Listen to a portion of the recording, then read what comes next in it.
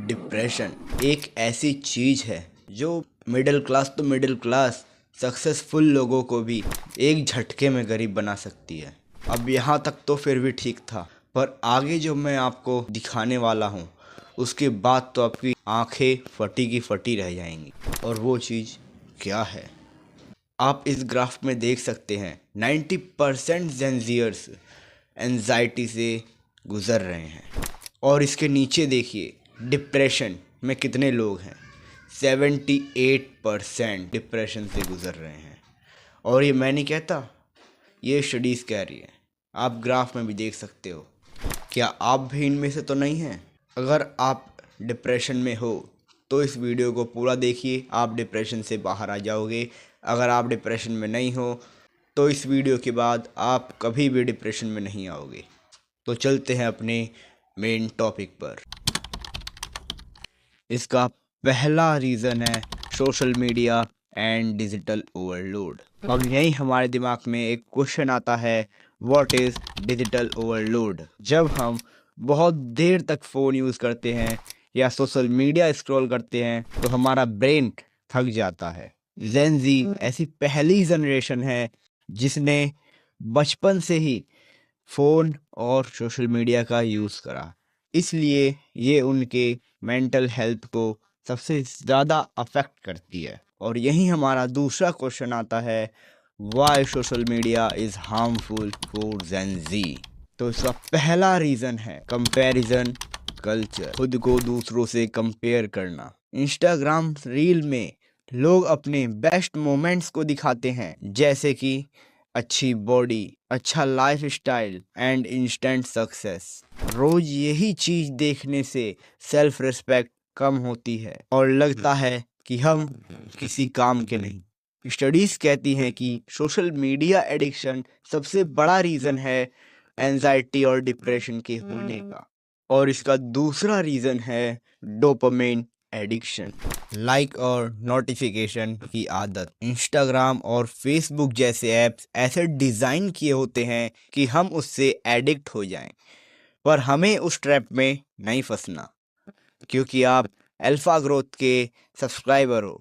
नहीं हो तो सब्सक्राइब कर लेना। हर लाइक कमेंट से एक चीप डोपामिन रिलीज होता है, जिससे कि इंस्टेंट हैप्पीनेस मिलती है। फिर और चाहिए, फिर आप चले आते हो बैटिंग ऐप्स की तरफ। इसकी वजह से फोकस करना मुश्किल हो गया। पढ़ाई या और कोई काम देर तक नहीं कर सकते। एंड इसका तीसरा रीज़न है साइबर बुलिंग, ऑनलाइन गालियाँ एंड ट्रोल करना। पहले बुलिंग स्कूल एंड कॉलेज तक ही होती थी, बट अब सोशल मीडिया पर 24/7 हो सकती है। कुछ भी गलत बोल दिया तो कैंसल कल्चर शुरू, जिसकी वजह से लोग पब्लिकली शेम करते हैं। सोशल मीडिया पर नेगेटिविटी ज़्यादा फैलती है, जिससे कि आपका मेंटल पीस खराब हो जाता है। जैसे कि आप यूट्यूब को ही देख लीजिए, जो क्रिएटर्स एक दूसरे को रोस्ट करते हैं, एक दूसरे को गाली देते हैं, उनके व्यूज़ मिलियंस में। और जो आपको वैल्यू प्रोवाइड करते हैं उनके 100-200, डेट्स इट। और इसका चौथा रीज़न है नींद खराब होना। रात को फ़ोन चलाने से नींद नहीं आती।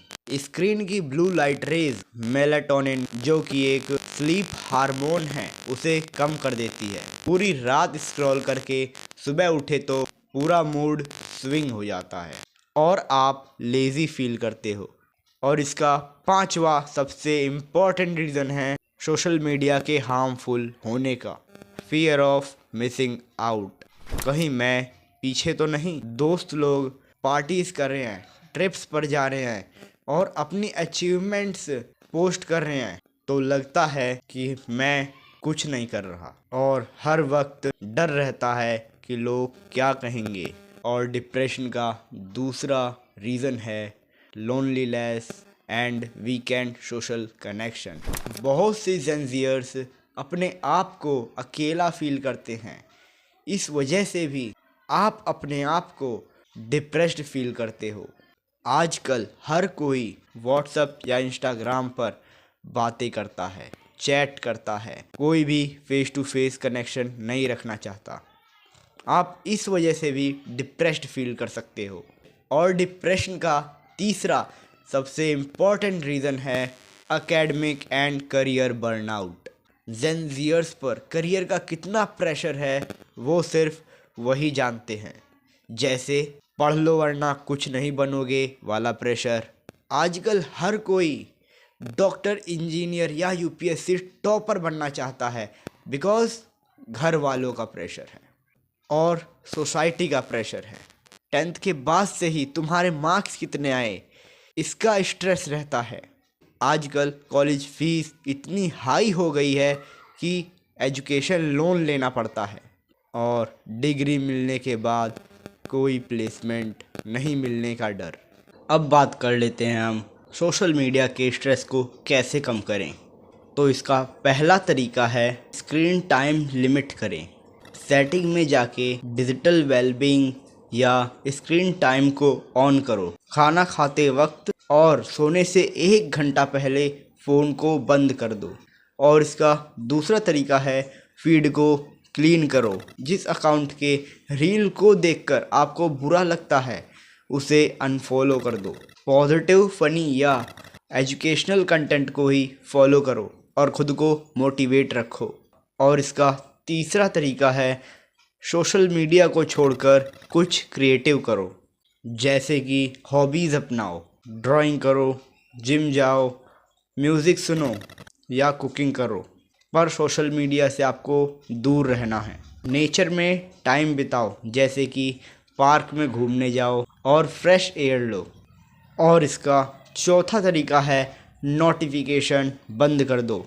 हर 5 मिनट में फ़ोन वाइब्रेट करने से हमारा दिमाग डिस्ट्रैक्टेड फील करता है, इसलिए नोटिफिकेशन को बंद कर दो और सिर्फ इम्पोर्टेंट ऐप्स के ही नोटिफिकेशन ऑन करो, बाकी सब बंद कर दो।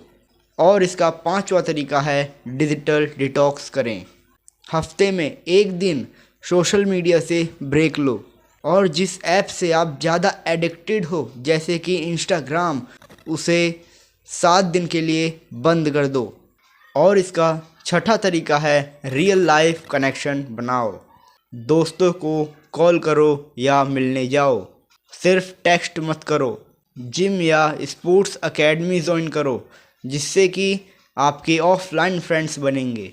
अगर आप इन सब तरीकों को फॉलो करते हो तो मैं गारंटी से कह सकता हूँ आप सोशल मीडिया से कभी भी एडिक्टेड नहीं होगे। अब हम बात कर लेते हैं एकेडमिक एंड करियर के प्रेशर को कैसे कम करें।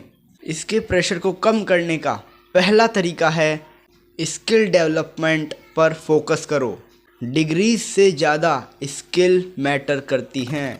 और इसके प्रेशर को कम करने का दूसरा तरीका है खुद को दूसरों से कंपेयर मत करो, बट हाँ इंस्पिरेशन ले सकते हो।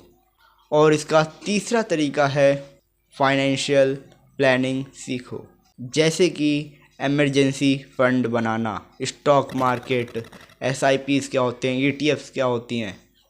और इसके प्रेशर को कम करने का चौथा तरीका है नो कहना सीखो। अगर आप कुछ इम्पोर्टेंट वर्क कर रहे हो जिससे कि आपका फ्यूचर बन रहा है, देन से नो, चाहे वो प्राइम मिनिस्टर ही क्यों ना हो। और इसके प्रेशर को कम करने का 5वां तरीका है मेंटल हेल्थ को प्रायोरिटी दो। सक्सेस से ज़्यादा हेल्थ इम्पोर्टेंट है।